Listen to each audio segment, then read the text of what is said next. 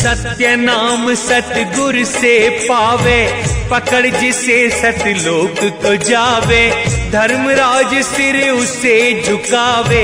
नाम सत्साहेब भक्तों, मानव जाति को प्रणाम, शत्रुदेव को प्रणाम। सत्साहेब तो भक्तजनों, प्रेमियों, हे मानव जाति, हमने जो वीडियो बता रहे थे अब वो शुरू हो गई है। वही वीडियो है ये जो हमने नाम बताए थे। एक बार फिर दोबारा से शुरू कर देता हूं कि भाषा का जो नाम है, अक्षर, लिपि, एक बार फिर से शुरू कर देता हूं। तो क्या है कि पृथ्वी बनने के बाद उस पे जल और हवा से जीव की उत्पत्ति हुई। जीव का मतलब शरीर, जीव के जो अंदर है वो कौन है? वो सनातन, आदि नाम, सत्य नाम, शब्द स्वरूप, सार शब्द, जो सबका सार है, और अलख पुरुष, अनामी, सत्यलोक, सार शब्द, सत्य नाम, सतगुरु, शब्द स्वरूप, निअक्षर नितत्ताओ, सर्वव्यापी, वही कहां मौजूद है? इस शरीर के अंदर मौजूद है। अविनाशी, सनातन, शाश्वत। हमने पहले बता दिया था कि जब कुछ नहीं था, जब काला अंधेरा था, तब भी यही शाश्वत, सनातन, अविनाशी, आदि नाम, सत्य नाम, निअक्षर नितत्व था। ये स्वयं था सर्वव्यापी। जब चिंगारियां उठी इस काला आसमान में, तब भी था ये। ना ये खुद खंडित हुआ, ना इसका नाम खंडित हुआ, ना इसकी भाषा खंडित हुई। और जब गैलेक्सियां बनी तब भी ये मौजूद था। ना इसका नाम खंडित हुआ, ना इसका ये खुद खंडित हुआ, और ना ही इसकी भाषा खंडित हुई। सौरमंडल बन गए, ना ये खुद खंडित हुआ, ना इसकी नाम खंडित हुआ, ना इसका जो भाषा है वो खंडित हुई। पृथ्वी बन गई, जीव जंतु बन गए, तब भी ना इसका नाम खंडित हुआ, ना ये खुद खंडित हुआ, और ना ही इसकी भाषा खंडित हुई।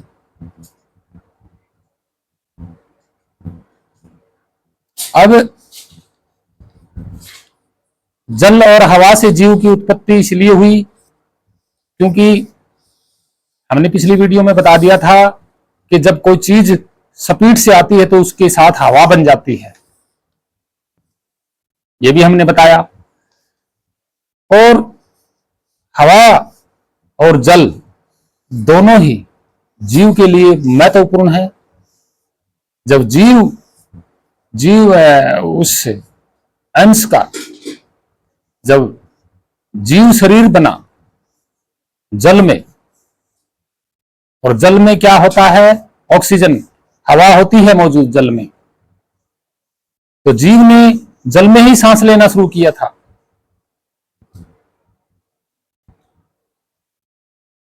सांस क्या है? हवा,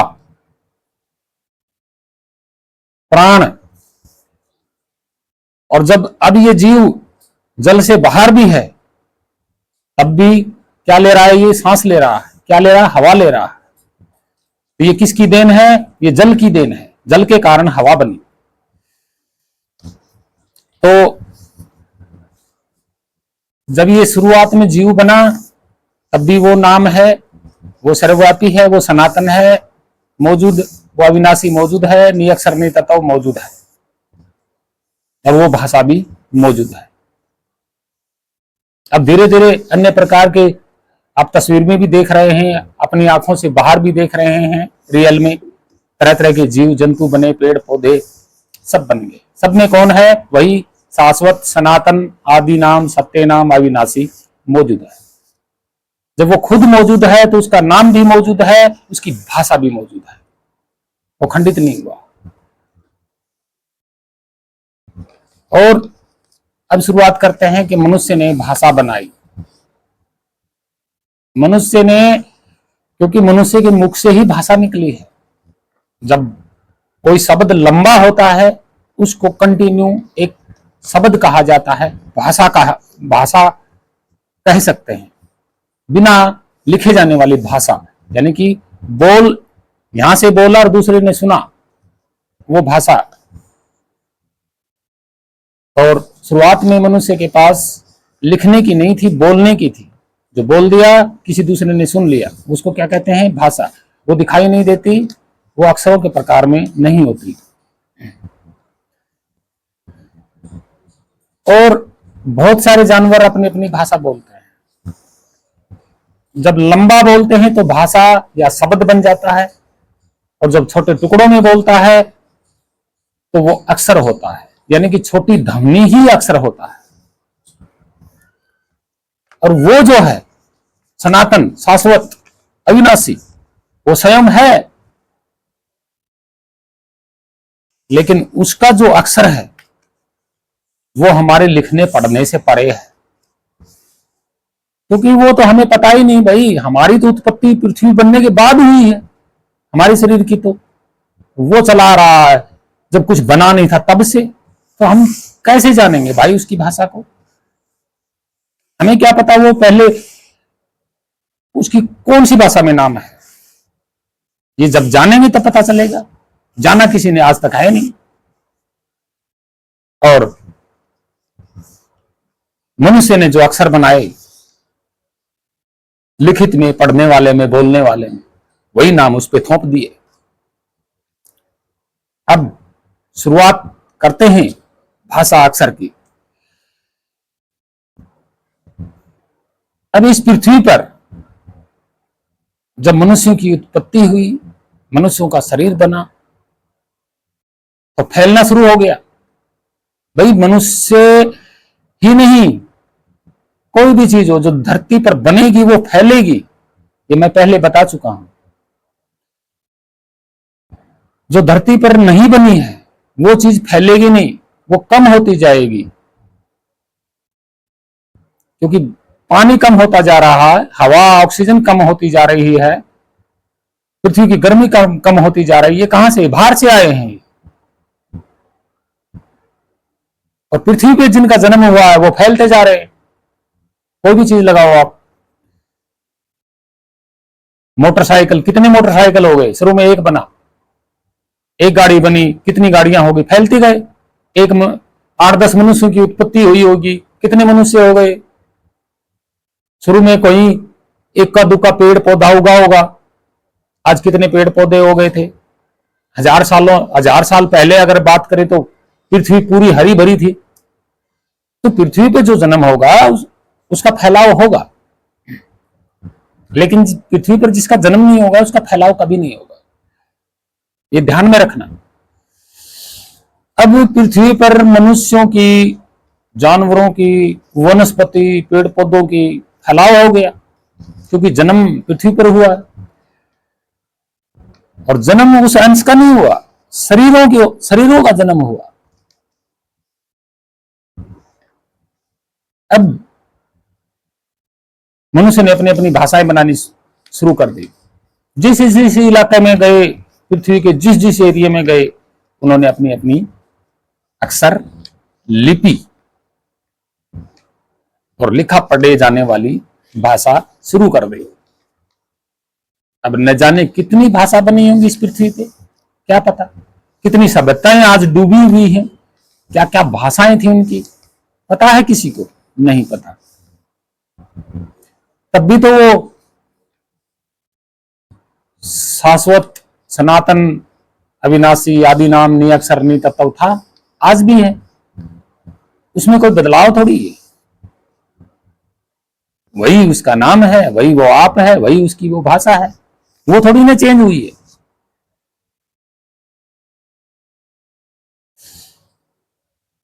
अब मनुष्य ने भाषा भी बना ली, समाज भी बना लिया, लिखा पढ़ी भी शुरू हो गई, आगे से आगे फैलनी शुरू हो गई भाषा। क्योंकि फैलेगा वही जो धरती पे जन्म लेगा, तो भाषा भी फैलेगी।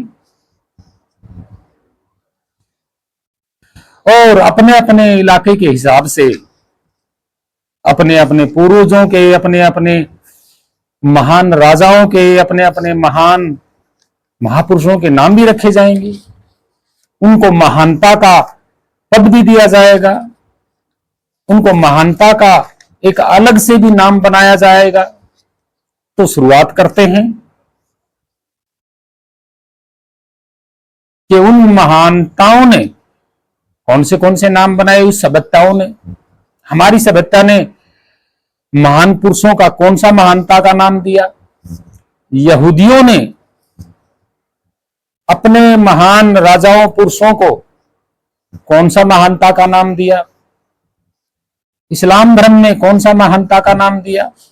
अंग्रेजों ने कौन सा महानता का नाम दिया अपने महापुरुषों और महाराजाओं राजाओं को? और भारत की सभ्यता ने किस तरीके से राजाओं का सम्मान किया, कौन से नामों से उनको सम्मानित किया?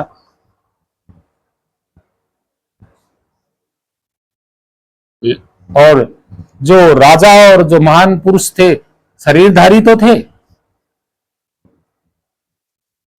उनका जन्म ही तो हुआ था, शरीरधारी थे।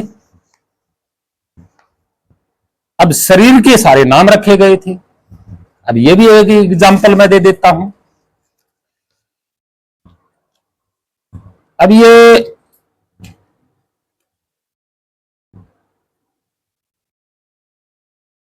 किताब है,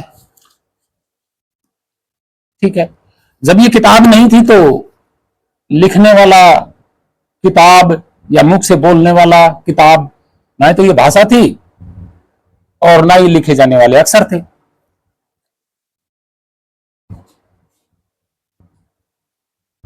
अगर किसी ने किताब बोल भी दिया होगा तो वस्तु तो नहीं थी। उनको क्या पता किताब नाम की कोई वस्तु होती है? नहीं। पहले किताब बनाई, फिर अक्षरों से इसका नाम भी रखा, किताब। तो भक्तजनों प्रेमियों, सबसे पहले जो चीज बनती है, जो सामने आती है, तब उसका नाम रखा जाता है। ये सत्य है, क्योंकि वस्तु बनने से पहले हम किसी का नाम नहीं रख सकते, बिल्कुल भी नहीं रख सकते।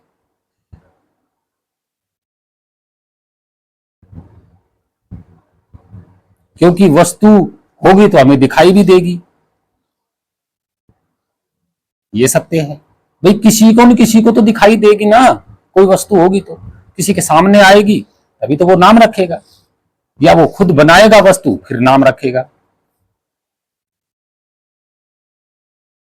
तो आगे चलते हैं, शुरू करते हैं अक्षरों का रहस्य। किस एरिया के कौन से नाम थे, किन्होंने क्या किया, कौन सा महान पद दिया महापुरुषों का, है। शुरू करते हैं। तो इस वीडियो में नीचे सबसे पहले देखो, भाई हम हिंदी बोलते हैं, हिंदी लिखते हैं, तो हिंदी की वर्णमाला है, देवनागरी लिपि है। अब इस देवनागरी लिपि, ये अक्षर सबसे पहले कहां प्रयोग हुए? संस्कृत में, संस्कृत में हुए। तो संस्कृत भाषा ज्यादा नहीं पुरानी, यही कोई 1300-1400 साल पुरानी है। उससे पहले कोई और अक्षर थे और लिपि थी। बाद में उन्हीं अक्षरों को डिजाइन करके ये संस्कृत, अच्छे सुधार होने के बाद ये संस्कृत में प्रयोग हो गए। क्योंकि सबसे पहले हमारे हिंदी के जो अक्षर हैं, लिपि हैं, वो संस्कृत के ही हैं। ये अक्षर, अब संस्कृत की उत्पत्ति हुई है नालंदा यूनिवर्सिटी विश्वविद्यालय में। संस्कृत भाषा सम्राट अशोक के नालंदा यूनिवर्सिटी विश्वविद्यालय में ही उत्पन्न हुई है, क्योंकि वहां से संस्कृत से पहले जो लिपि थी वो सम्राट अशोक की ही लिपि थी।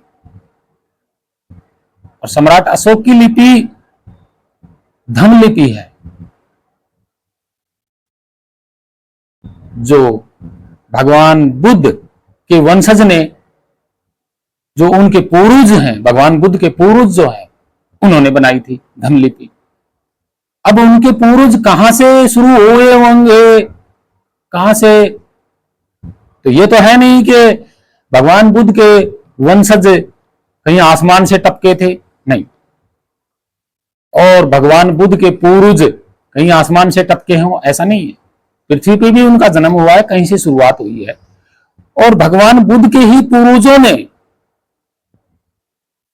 शुरुआत में उन्होंने कोई लिपि अक्षर डिजाइन किया था, और वो अक्षर लिपि डिजाइन 50,000 साल पुराना भी हो सकता है, जरूरी थोड़ा ही है भाई। कब से उनके पूर्वजों की, कब से वो शाक्य उनका वंशज शुरू हुआ होगा, क्या पता भाई। आज कोई पूछे मेरे दादा के बारे में, तो ये तो मुझे पता है कि वो कहीं आसमान से नहीं आया, मेरा पहला दादा, उसकी यहीं से उत्पत्ति हुई है। कहां से? जल, हवा से। अब उन्होंने क्या कार्य किया होगा, क्या नहीं किया होगा, मुझे क्या पता। लेकिन जो लिपि, जो भारत में लिपि आज खुदाई में मिल रही है, वो लिपि भगवान बुद्ध के वंशजों की, भगवान बुद्ध के पूर्वजों की है। अब मेरे से पहले मेरे पता नहीं कितने दादा हुए होंगे, आइडिया है इस बात का? नहीं है। तो ठीक इसी तरह भारत में आज, चाहे वो हड़प्पा संस्कृति हो, चाहे वो सिंधु घाटी हो, चाहे वो कोई भी सभ्यता हो, और जहां पे भी लिपियां मिल रही हैं, ये लिपि हमारे ही पुराने पूर्वजों की है। हमारे पूर्वज वो भगवान बुद्ध के पूर्वजों से भी हो सकते हैं,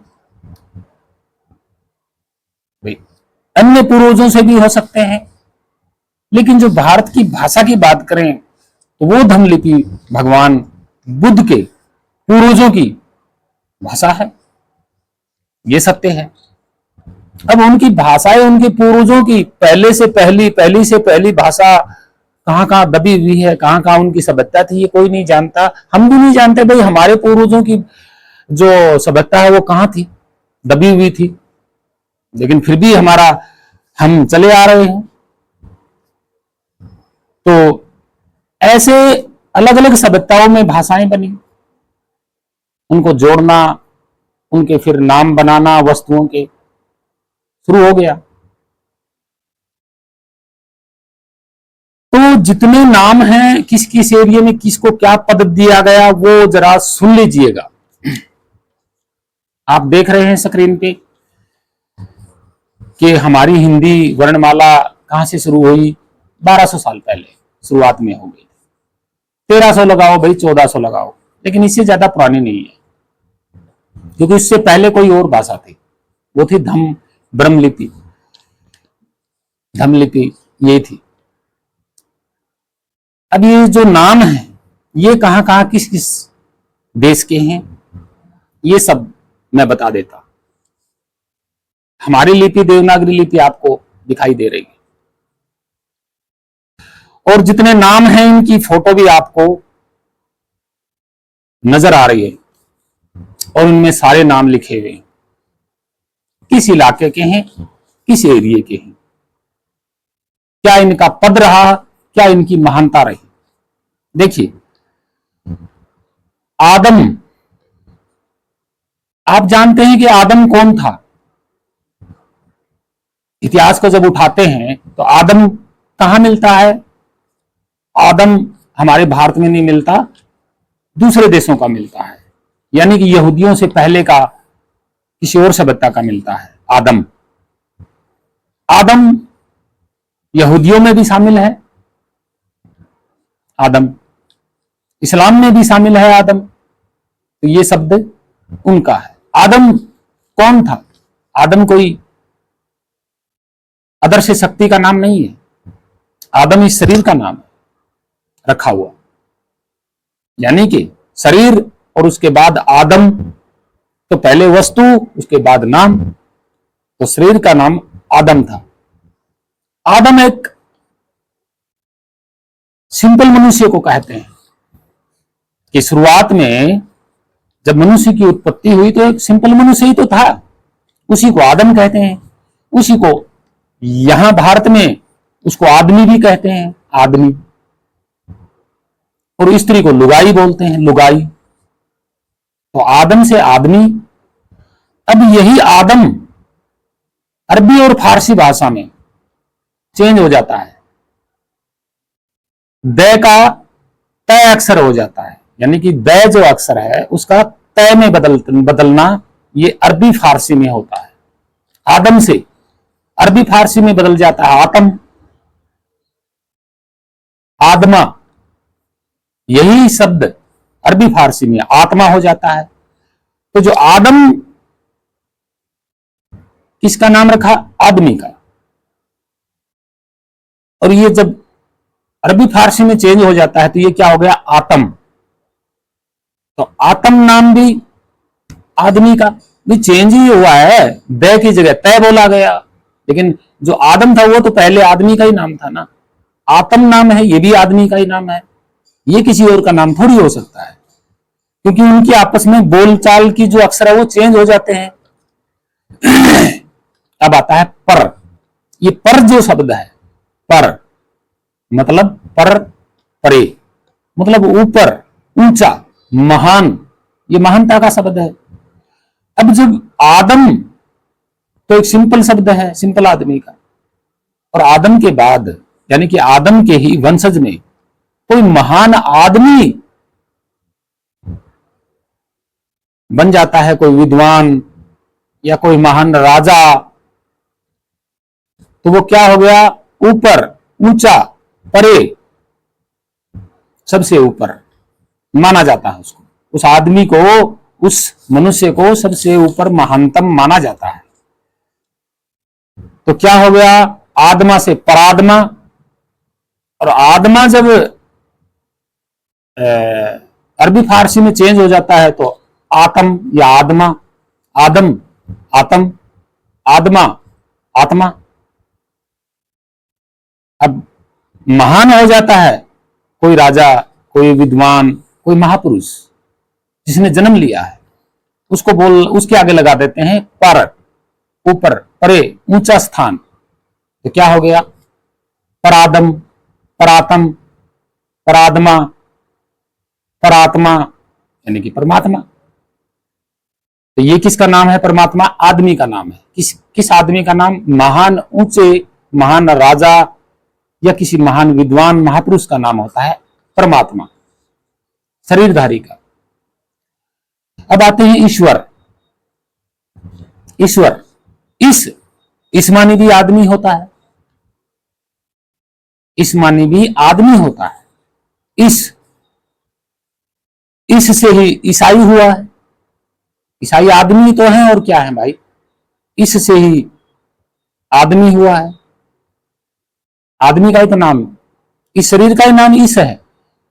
वर, इस मानी आदमी, एक सिंपल आदमी, वर मतलब महानता, यानी कि ईसाइयों ने आदम की जो सभ्यता है उसने तो पर शब्द, परे को ऊंचा स्थान दिया है, और ईसाइयों ने इसको, इससे, इस तो एक सिंपल आदमी होता है, अब उन्होंने वर लगा दिया।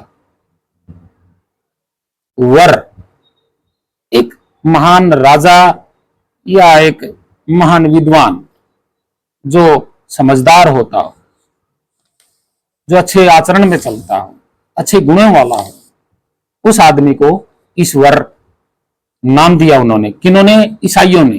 तो ईश्वर नाम जो है ईसाइयों का है।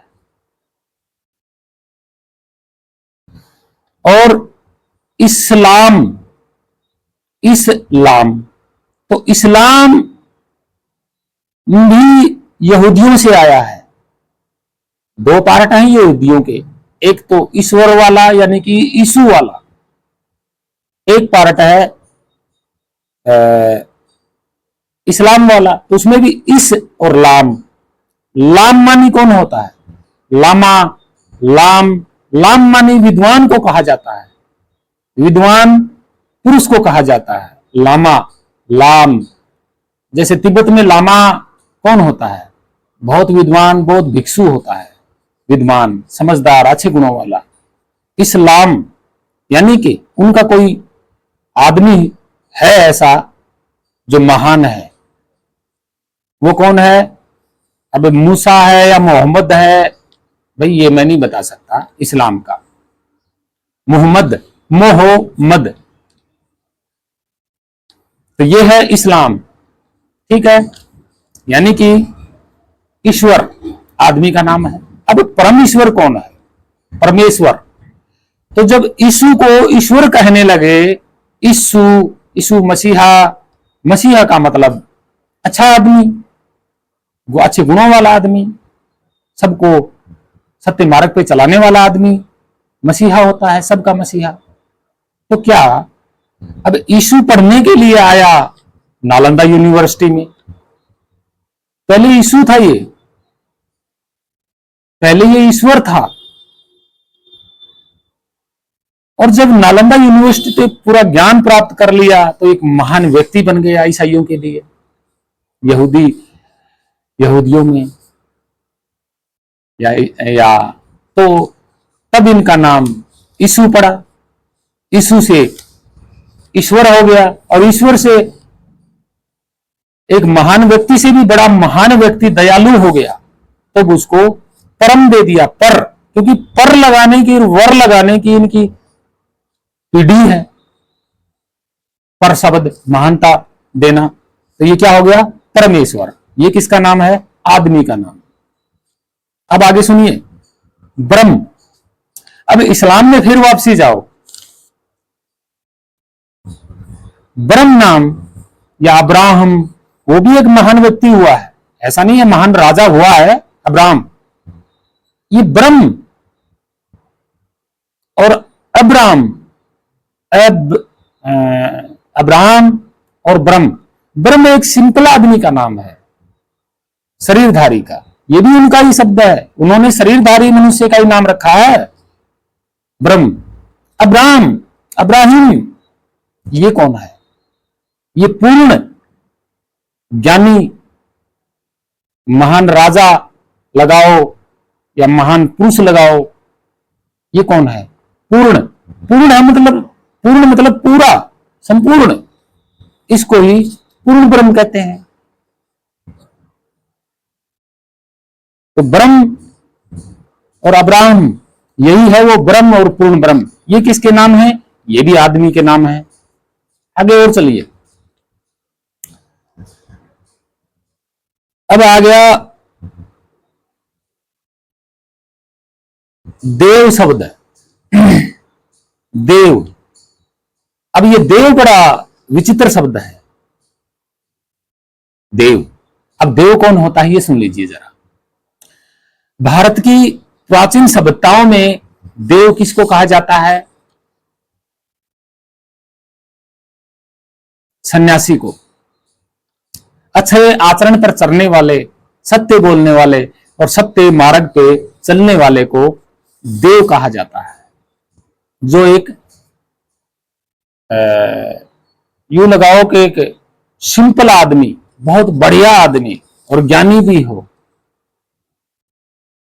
और सत्य मार्ग पे भी चलता हो, उसको कहते हैं देव। हम कहते नहीं है कि, हम आज भी कह देते हैं कि बड़ा भला आदमी था, बड़ा देवता वर्ग आदमी था। तो ये देव उस भोले भाले, सत्य मार्ग पे चलने वाले, ईमानदार, सिंपल आदमी को देव कहते हैं।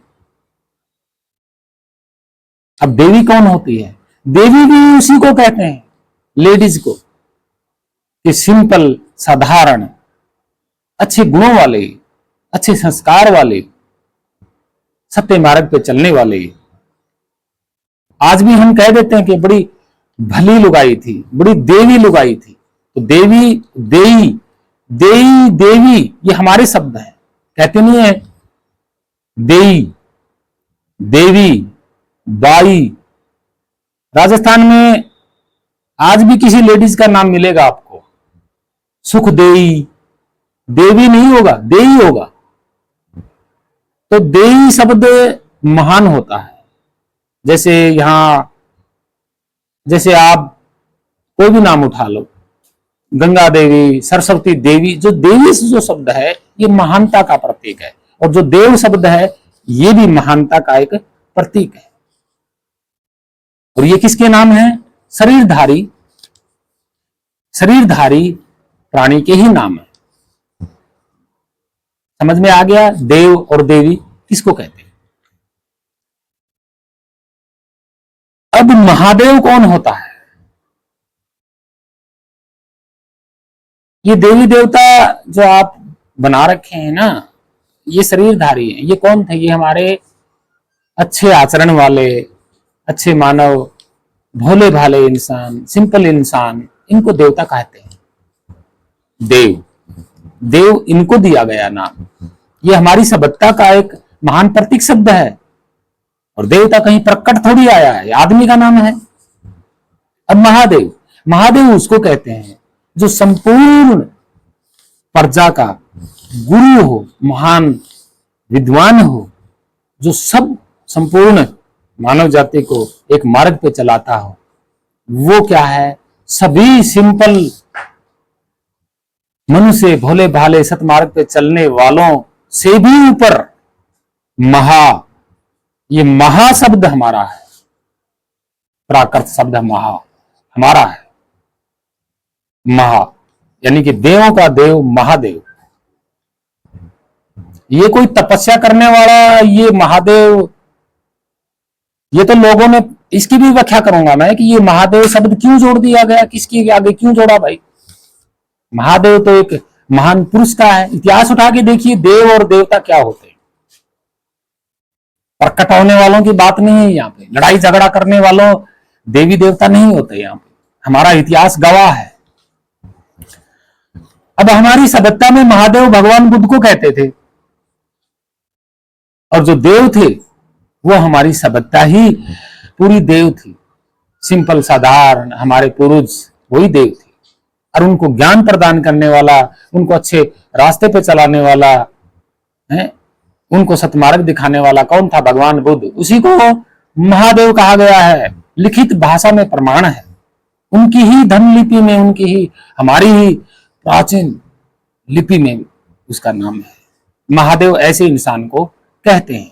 और आज भी अगर ऐसा इंसान कोई हो जाए तो वो महादेव ही है, महादेव ही कहलाएगा। वो कोई नशा भांग पीने वाला, ये थोपे गए बाद में महादेव। महादेव एक विद्वान, सतमार्ग पे चलने वाला, शांति प्रिय, सबको एक नजर से देखने वाला इंसान को महादेव कहते हैं। तो भक्तजनों प्रेमियों, भ्रमित ना होए, ये मत सोचो किसी एक ही आदमी का महादेव है, नहीं। सबसे अच्छा, भोला, शांति प्रिय, जो सबको एक नजर से देखता हो, जो क्रोध ना करता हो,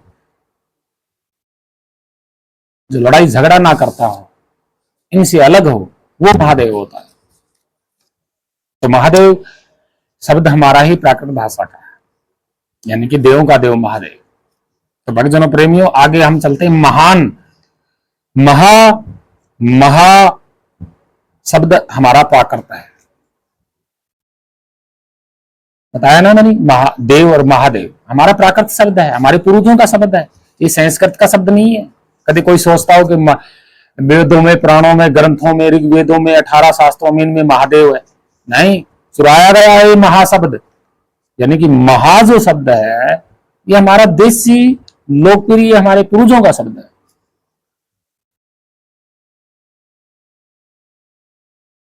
तो ये महाशब्द किसी को भी लगा सकते हैं।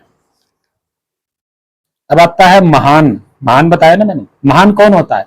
महान हमारा राजा हुआ करते थे, हमारे जो अच्छे चंगे भले प्रजा को सुखी रखने वाले राजाओं का नाम महान राजाओं के आगे महान राजा, यानी कि महान राजा,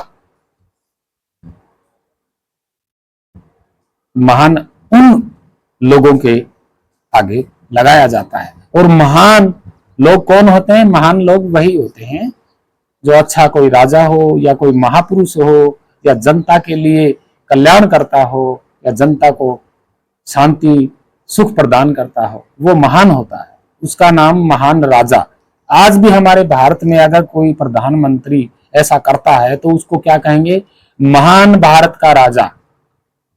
तो ये महान शब्द कहां से उठा था? सम्राट अशोक के राज्य में उठा था। महान राजा सम्राट अशोक।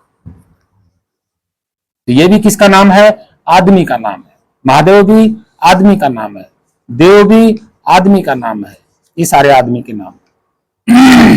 अब चलिए आगे। वर, वर शब्द मैंने बता दिया कि ईसाइयों का है। वर, ईश्वर, वो भी एक आदमी का नाम है। इस मानी आदमी, वर, वर मानी महान। अब आता है सनत। सनत, सनत मतलब अविनाशी, सनातन। सन का मतलब जो चलता ना हो, जिसका जन्म ना हुआ हो। सन, एक जगह खड़ा है, स्थिर। तन, तन मतलब शरीर। शरीर क्या है उसका? शब्द स्वरूप, उसको सनातन कहते हैं। और वो तो आदि अनादि काल से चला रहा, वो तो पकड़ने नहीं आता, वो तो किसी धर्म में है ही नहीं भाई। उसको किसी धर्म में लपेटोगे तो वो लपेटा नहीं जाएगा। सनातन वो तो सबके अंदर मौजूद है। इस शरीर में पता है किसी को ये जीव कब अंदर प्रवेश करता है, कब ये बाहर निकल जाएगा, पता है किसी को? तो सनातन ये है, इसको बांधा नहीं जा सकता भाई। ना हिंदू में बांधा जा सकता इसको, ना इस्लाम में बांधा जा सकता, ना ईसाइयों में बांधा जा सकता, ना सिखों में बांधा जा सकता, यानी कि दुनिया के किसी धर्म में इसको बांध कोई नहीं सकता। ये सब में ही शाश्वत है। अब आता है धर्म। ये धर्म जो शब्द है ये हमारा नहीं है, ये भारत का प्राकृत शब्द नहीं है। ये धर्म भी बाद में आया है, किसी और का है, हमारा नहीं। यानी कि लोग कहते हैं ना कि हिंदू धर्म, ये धर्म हिंदुओं का है ही नहीं। और सनातन तो किसी का भी नहीं है भाई। सनातन तो हम खुद ही हैं। सारी प्राणी, सारे शरीरधारियों में जो जीव है वही सनातन है। वो कोई बांधे थोड़ी बंधता है किसी से। सनातन शब्द है यहां पे। पंथ, पंथ और धम, ये हमारे शब्द हैं। पंथ का भी मतलब मार्ग होता है, मतलब मार्ग पे चलना। जैसे आप किसी अच्छे मार्ग पे चल रहे हो वो आपका पंथ है, आप बुरे मार्ग पे चल रहे हो वो भी आपका पंथ है। धम, धम भी मार्ग होता है। अगर आप अच्छे मार्ग पे चल रहे हो तो अच्छा धम, बुरे मार्ग पे चल रहे हो तो आप बुरे धम। धम मानी मार्ग, रास्ता, जीवन जीने का रास्ता। जीवन जीने के रास्ते को ही पंथ और धम कहते हैं, धर्म नहीं कहते। धर्म तो बाद में बनाया गया है। और धर्म जब मनुष्य नहीं होंगे तो धर्म कहां, क्या काम करेगा धर्म? बताइए जरा भाई। उस सनातन को तो धर्म उस पर तो लागू है ही नहीं, ना उसको वो बांध सकता कोई भी धर्म। तो धर्म किसको बांध रहे हैं? मनुष्य जाति को धर्म बांध रहा, सनातन को नहीं बांध रहा, मनुष्य जाति को धर्म बांध रहा। कैसे? हिंदू धर्म में कितने लोग बंधे हुए, मुस्लिम धर्म में कितने लोग बंधे हुए, ईसाई धर्म में कितने लोग बंधे हुए। यानी कि धर्म बांधता है और धम खुला रास्ता होता है, पंथ खुला रास्ता होता है। यह है भक्तजनों प्रेमियों सच्चाई शब्दों की। अभी क्या है कि ये जो नाम मैंने बताए हैं ये थे तो आदमियों के नाम, लेकिन हमारे भारत में जिसको कभी देखा ही नहीं, जिसको कभी सुना ही नहीं, जिसको कभी सूंघा ही नहीं, जिसको कभी पकड़ा ही नहीं, जिसको कभी बांधा ही नहीं, उसके ऊपर ये सारे नाम थोप दिए। आत्मा कहीं आदमियों का नाम था, किसी और धर्म का, किसी और देश का। इस जीव के ऊपर, जो अंदर शरीर के अंदर है ना जीव, इस पे थोप दिया आत्मा और कह दिया कि इससे भी बड़ा है कोई, वो परमात्मा। तो देखिए सच्चाई आपके सामने है, आप इतिहास उठा के देखिए, मेरी बात को न माने तो इतिहास उठा के देखिए ये शब्द कहां से आए। तो हमारे पाखंडियों ने इसको उस सर्वव्यापी पे थोप दिए और आज भारत की जनता मान रही है। आज जनता मान रही है, मानव जाति मान रही है। ये लेकिन ये नहीं पता कि ये जो नाम आप आज उस सर्वव्यापी पे थोप रहे हो, ये नाम पहले थे किसके?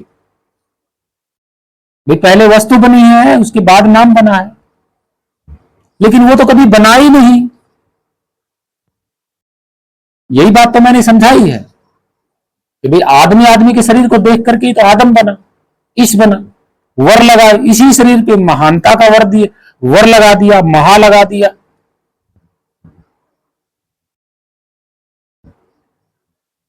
है जो कोई ताकतवर होता है सबसे बड़ा, एक तो होती है ताकत, भाई हर मनुष्य में ताकत होती है, लेकिन एक मनुष्य से भी ज्यादा ताकतवर कोई मनुष्य होता है तो उसको क्या कहेंगे? ताकतवर। वर क्या है? महानता का शब्द है, ऊंचे पद का नाम है, और ये शरीरधारी के नाम है सारे। उस सर्वव्यापी का तो आदि अनादि काल से, मैं अभी ये फोटो आप देख रहे हो वो है, उसका तो कोई नाम ही नहीं है ना, और उसी के अंश आप शरीर में हो, तो आपको जानना है कि आखिर वो भाषा, वो नाम है क्या। ये जो देख रहे हो आप, ये नाम तो बनाए गए ना, और किसको देख के? वस्तु को देख के। भाई ये माचिस है, देख रहे, ये पहले बनी है तभी माचिस नाम पड़ा है। ये सत्य है, ये झूठ नहीं है।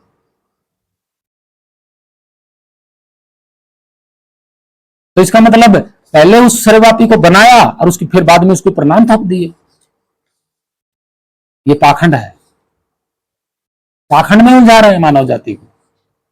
हालांकि जो नाम है ये, और भाई आदमियों के नाम है, इतिहास उठा के देखो आप, मोहम्मद भी आए हैं यहाँ पे, मूसा भी आए हैं, यीशु भी आए हैं यहाँ पे, आदम भी आया है यहाँ पे, और अरबी फारसी में इनके चेंज हो जाते हैं, आदम से आत्म हो जाता है, आत्मा से आत्मा हो जाता है, पर एक महानता का शब्द है। तो बताइए जरा, उस सर्वव्यापी का ओरिजिनल नाम कौन सा है इसमें? कोई नाम नहीं। वो नाम कहाँ है? वो आदि, नी अक्षर, नी तत्व, नी शब्द, वो सनातन, शाश्वत, अविनाशी कहाँ है? इस शरीर में भी है। जो कोई ढूंढ लेता है वही जान पाता है वो भाषा, रियल नाम। तो भक्तजन प्रेमियों, हे मानव जाति, सब में ही वो है। हर मनुष्य अपने उस सच्चाई को जान सकता है, उस शाश्वत, सनातन, अविनाशी, आदि नाम, सत्य नाम, नी अक्षर, नी तत्व, अलख पुरुष, अलख लोक, अगम लोक, सतलोक,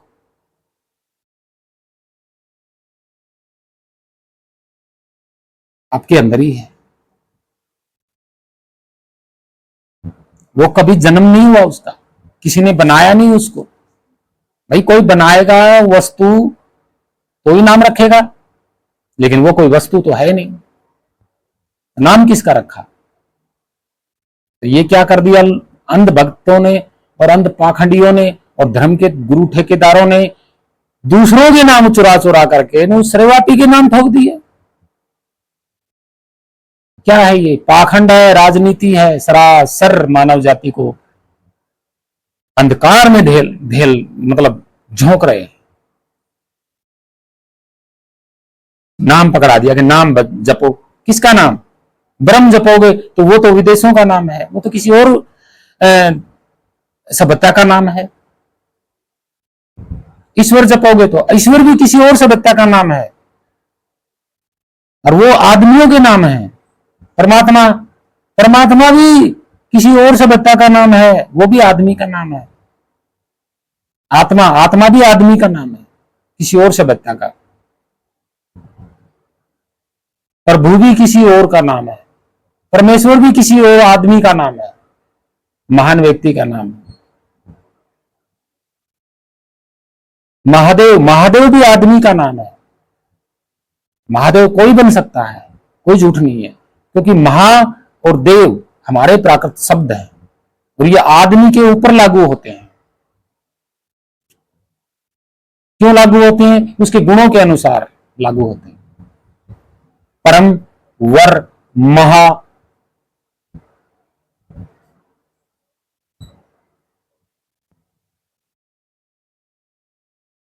तो आप जरा सोचिए किसका नाम जप रहे? कृष्ण, हमने, हाँ, ब्रह्मा विष्णु महेश।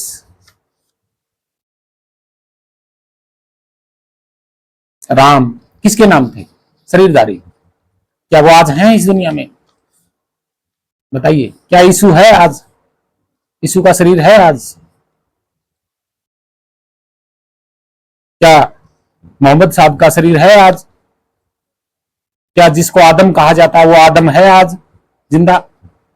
आत्म, आदम एक ही है, ये आदमी, आत्मा, परमात्मा, परमात्मा, परमात्मा, पर महान शब्द होता है। उनका इतिहास है वो नहीं है, उनकी शिक्षाएं हैं वो नहीं है। तो राम किसका नाम है? शरीरधारी वस्तु का ही तो नाम है। ये शरीर वस्तु ही तो है, और क्या है? इसी का नाम राम है, इसी वस्तु का नाम किसी और जगह ऐसी ही कोई दूसरी वस्तु का नाम कृष्ण है। कृष्ण जैसी दूसरी वस्तु का कोई नाम ब्रह्म है। ब्रह्म यानी कि वो भी आदमी हुआ है। ब्रह्म आदमी का तो नाम है ब्रह्म।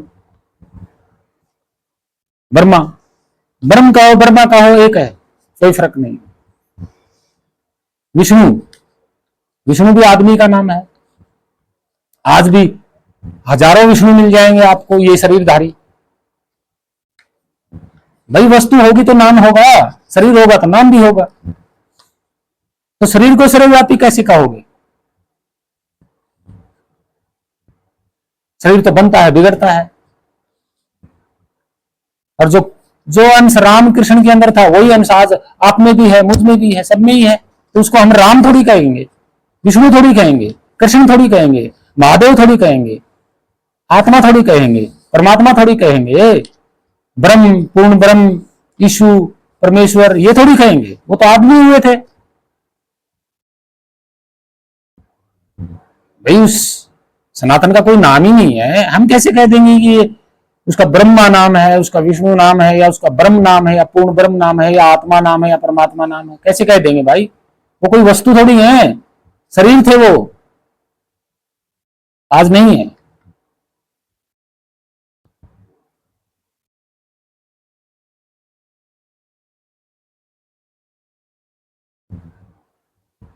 यहां जितने नाम मैंने बताए कोई सर्वव्यापी नहीं है, सब शरीरों के नाम थे, और वो आज नहीं है। महान, वर, देव और ये महानता के प्रतीक हैं। अब चलते हैं नदी के बारे में। एक नदी का भी कहते हैं ना कि ऋग्वेद पे में नदी का नाम आ गया, तो चलो उसकी भी चर्चा कर लेते हैं। देखिए, नदी जो शब्द है ये भी एक महानता का प्रतीक है। महानता का प्रतीक है नदी शब्द, ये झूठ नहीं है, सत्य है ये। जैसे लावा बहता है लंबे चौड़े मार्ग में, धरती पर लावा बहता है या अन्य ग्रहों पर भी बहता है, वैज्ञानिकों ने देखा है। तो उसको क्या कहते हैं? लावा बह रहा, और उसे जो बहने का जो प्रतीक है उसका नाम नदी कहा गया है। नदी कोई स्पेशल जल वाली, जल में बहने वाली स्पेशल, उसका नाम नदी नहीं होता, ये झूठ है। अब महाभारत को ले लीजिएगा, हालांकि भाई मुझे नहीं पता महाभारत हुई या ना हुई, कुरुक्षेत्र में लड़ाई हुई या ना हुई, क्योंकि मैं हरियाणा का रहने वाला हूं, आज तक हमें तो कोई सबूत मिला नहीं, लेकिन फिर भी कथा के अनुसार मैं बता देता हूं कि लोग कहते हैं कि इतने आदमी मारे गए कि खून की नदियां बह गई। बोलो, खून की नदियां बह गई, तो नदी कहां लगा दिया? बहने वाली चीज के आगे नदी लगा है। स्पेशल जल पे मत जाइएगा कि जल की ही नदी होती है। ये पाखंडी लोग हैं जो जल पे थोप देते हैं।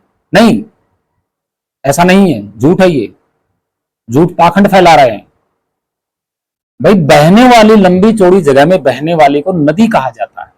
चाहे वो लावा बहे, चाहे वो खून बहे, चाहे वो दूध बहे, उसके आगे नदी शब्द एक प्रतीक होता है बहने का, उसको नदी कहते हैं। तेल की नदी हो, जल की नदी हो, आग की लावा की नदी हो, खून की नदी हो, है तो नदी। या दूध की नदी हो, या अमृत की नदी हो, या ज्ञान की नदी हो, है तो नदी ना। तो नदी शब्द आप लगा सकते हैं। जीवन भी एक नदी है जो लगातार चला आ रहा है। ये क्या है? जीवन नदी। और जो ज्ञान आगे से आगे चलता आ रहा है उसको क्या बोलते हैं? ज्ञान की नदी। तो ऋग्वेद में ज्ञान की नदी का नाम है। नदी आप लगा सकते हैं कहीं पे भी, बहने वाली चीज पे, कोई दिक्कत नहीं है। तो नदी शब्द हमारा प्राकृत भाषा का शब्द है, हमारे ओरिजिनल भाषा का शब्द है नदी, संस्कृत का नहीं है। ये पाखंड फैला रहे हैं, जबरदस्ती ठोक देते हैं, तो ऐसा नहीं है। तो भक्तजन प्रेमियों, आप लोगों ने ये वीडियो देखी और जरूर कमेंट में मुझे बताना कि जो नाम है, जो आप पट्टियों पे देख रहे हैं, वर्णमाला भी देख रहे हैं, तो बताइए जरा, क्या सनातन जो है, क्या हमने उसको बनाया है पहले, जिसका हमने नाम रख दिया? नहीं। हम कोई वस्तु अगर हम बनाएंगे तो उसका नाम रखेंगे, लेकिन जो वस्तु है ही नहीं और फिर भी वो है, और जिसको हमने कभी बनाया ही नहीं, देखा ही नहीं, जाना ही नहीं, तो हम कैसे मान लेंगे ये उसका ओरिजिनल नाम है? नहीं। तो भक्तजनों प्रेमी, किसी पाखंड गुरुओं के चक्कर में मत पड़ना कि आप नाम लेके बैठ जाओ और जपते रहो। वो आदमियों के नाम है और वो हमारे भी नहीं है, भारत के, हमारी सभ्यता के नाम नहीं है, वो और सभ्यता के नाम है। और वो जो नाम है वो आदमियों के नाम है, जो उनके पूर्वजों के नाम है, जो उन महान पुरुषों के नाम है। तो ये है सत्य। आशा करता हूं भक्तजनों प्रेमी साधु संतों, आप सभी को कोटि कोटि प्रणाम, और एकता में रहिए। वो शाश्वत, वो सनातन, वो अंश सब में है, वो बंधा हुआ नहीं, ना ही वो आता है ना ही वो जाता है। अब मैंने इतनी पूरी बात दिखाई है आपको, क्या आप इस बात में समझे होंगे? तो क्या कोई आया था? क्या कोई प्रकट हुआ था? क्या किसी को आता जाता दिखाई दिया? नहीं, जन्म हुआ है। और जो जन्म, और ये मैंने सब बता दिया कि पृथ्वी पे जिस चीज की उत्पत्ति हुई है, जिसका जन्म हुआ है शरीर का, वो फैलता जाएगा। लेकिन हवा, जल, अग्नि, इनकी उत्पत्ति पृथ्वी से नहीं हुई। पृथ्वी तो, ये तो बाहर से आए हैं, पृथ्वी तो इनका सहारा बनी हुई है।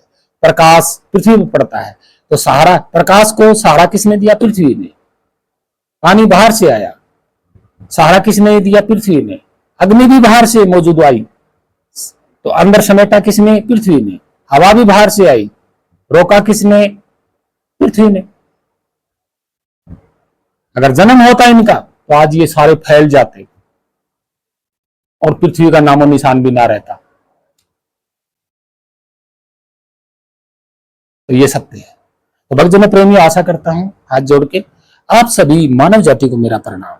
मेरे लिए कोई अलग नहीं है, मेरे लिए सभी मनुष्य एक है।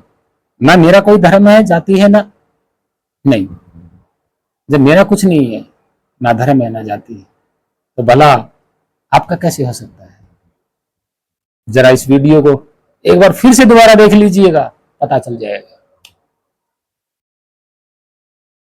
तो महान संतों के मार्ग, सत्य मार्ग पे चले। पाखंडियों से, नाम बांटने वालों से, नाम में आस्था रखने वालों से, शरीरों के नाम पाखंडियों ने चुरा चुरा के और आप लोगों को भ्रमित कर रहे हैं और जपवा रहे हैं, और आप धुआधू जपे जा रहे हैं। ओम शब्द कहां से आया? ओम शब्द कितने अक्षरों से मिलकर बना है? ओम शब्द परमात्मा का नहीं है। ओम शब्द किसी का भी नाम नहीं है। ओम खाली एक मुंह से बोलने वाली, और किसी लोटा या कटोरा जब आप उस पर डंडा मारोगे तो एक ध्वनि उत्पन्न होगी, वो है ओम। वो भी लिखा पढ़े जाने वाला नहीं है, खाली सुनाई देता ओम ऐसे, बस उसको ओम कहते हैं। और वो क्यों सुनते हैं हम उस ध्वनि को? बाहर से टकरा। ये शुरुआत कहां से हुई थी? ये भगवान बुद्ध के ही मार्ग से शुरुआत हुई थी। इष्टंकार ध्वनि की, शंख की आवाज भी वहीं से शुरू हुई थी। तो क्या होता है, ये इसमें एक ध्वनि ऐसी निकलती है जिसको आकार दे दिया गया ओम। क्या पता वो ओम ही है या कोई और ध्वनि भी है, कोई प्रमाण नहीं। तो भ्रमित पाखंडी गुरुओं से बच के रहोगे तो सच्चाई आप हमेशा आपके साथ रहेगी और सत्य मार्ग पे रहेंगे, और यही आपका मुक्ति का मार्ग है। सत्य को जानना ही आपका मुक्ति का मार्ग है। और एकता में रहें, किसी से द्वेष ना करें, लड़ाई झगड़ा ना करें। ना आप कहीं से आए और ना ही जिससे आप झगड़ा और द्वेष, गालियां गलौज करते हैं, जिसको आप मारते पीटते हैं, वो भी कहीं से नहीं आए। सब यहीं से। सतमार्ग पे जरूर चलिए, सतमार्ग पे चलिए। सच्चे शत्रु की शरण में जाइए जो आपको भ्रमित होने से दूर करे। हे मानव, जरा जागिए। सत साहेब, सत साहेब। आप सभी मानव जाति को प्रणाम, सतगुरु साहिब को प्रणाम। वंदे मातरम। जय पृथ्वी माता, जय भारत माता। सत साहेब। पूर्व मानव जाति की जय, पूर्व मनुष्य जाति की जय हो। सत साहेब।